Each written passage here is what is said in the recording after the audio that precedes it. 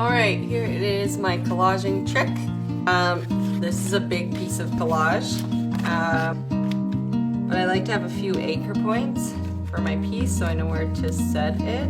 Piece of paper, I have that set on there, and then I have another sheet of paper right here, and I have my business card ready. Hopefully, is I take a really big dollop of golden soft gel and I place it in the middle.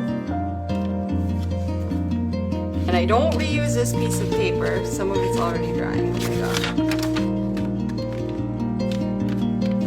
Almost got it there. Try not to get it on your sheet, which I kind of all down really quick. It gets all the air bubbles out. And then